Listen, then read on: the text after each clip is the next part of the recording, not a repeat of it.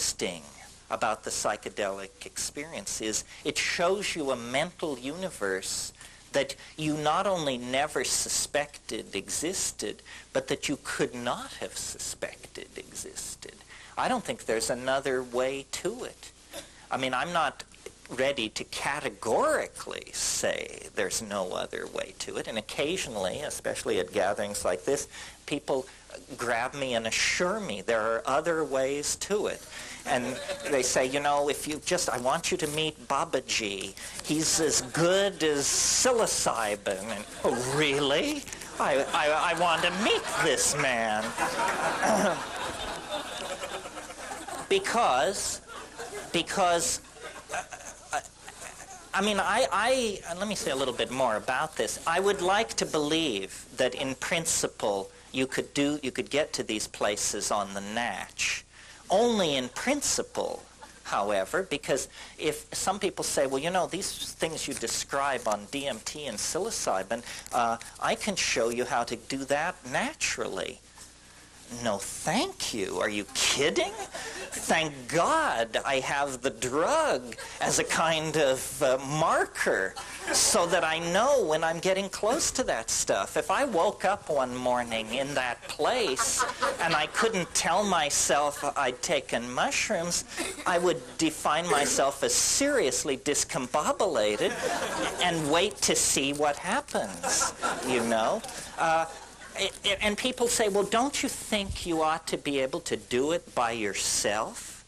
And I love this question because the answer is you can't do it by yourself. That's the entire message of the last 10,000 years of human history. The self is insufficient. The ego will not suffice.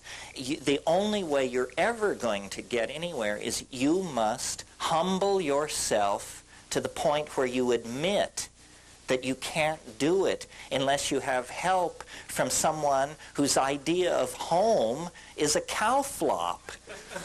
If you're willing to humble yourself to that degree,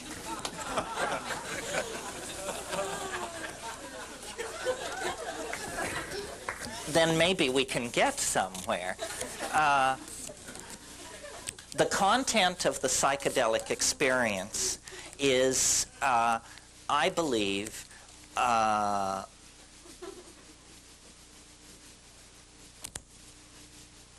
relating to that is the sum total of our humanness. And I think, based on experience, that there is a certain amount of leakage from the future backward into the past, and that many of the phenomena that are being interpreted as past lives and reincarnation and channeling and regression this and clairvoyant that, all this has to do with a misunderstanding about how causality actually works. That all of the impressions upon which people are building these models, channeling and spirit guides and reincarnation and so forth, the material upon which these models are being built is real, but the models that are being built are tremendous compressions of the reality of the situation. I mean, when someone tells me that they experienced a past life regression and that they were a butcher in 13th century Florence, I always think to myself, but you were a butcher in 13th century everywhere, and you were a butcher in 14th century everywhere. I mean, once the connection is opened, the connection is not particular. The connection is general. It is all reality is who you are. All reality is where you are and where you've been and where you will be. And two things are operating in the hidden dimension of the human mind. One of them is what I call the Gaian mind. And this is being imaged in this society as the rebirth of a kind of goddess. People are realizing on different levels and at different levels of sophistication that the energy of being can be imaged as a female entelechy, an enclosing, nurturing, caring, forgiving kind of entelechy. And this is what psychedelic shamanism has always been about. It's about a connection to the Gaian mind. And this gives you, obviously, a tremendous sense of being embedded in a larger coherency than merely the coherency of your own small life.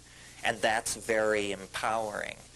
But it's not the general sense of things that this Gaian mind imparts that is really, to me, the interesting part. It's that the Gaian mind is a real mind. It has information. It can tell you things of the most specific and personally important sort. It tells you where the game has gone. It tells you who poisoned the well. It tells you who raped so-and-so. It tells you why person X is ill and unable to get well. In other words, the Gaian mind is the database that all shamans seek to connect to in the act of curing, in the act of functioning as doctors for their society. They get a connection to the Gaian mind. And again, at this point, I feel like I have to remind you, I come to this as a skeptic, as a sneerer. I mean, I have no time for this stuff unless it's real. It happens to be real. You have to take psilocybin, as far as I can tell, to encounter it, at least if you have the kind of lump and neurophysiology that I have. I mean, I've never been with the etheric crowd, you know. But this Gaian empowerment is what allowed these societies to live without technology, without modern medicine, without remote sensing devices, without any of the appurtenances of technology that we take for granted. And we have lost this connection. We can't even imagine it. If someone were to begin talking about how the earth was speaking to them and giving them messages about how to live, you instinctively can sense this is something to be very, very careful with. You give that rap to the wrong person and they'll drop a net over you and you'll find yourself stuffing envelopes for a convalescent home or something. Okay, so that's part of it, the Gaian mind. And it is this feminine, nurturing, enfolding thing. It's the mind of nature itself. It is really our own mind, but extending then away from this possessive notion of our mind back into the general concept of mind itself. And then the other pole, or the other motif encountered in this situation is trickier to envision. I call it the transcendental object at the end of time. This, if we were, fanatically symmetrical model makers, then we would assign a kind of masculine value to this. But I'm not particularly into that. I just see it as the transcendental object at the end of time. But what it is it's a kind of attractor.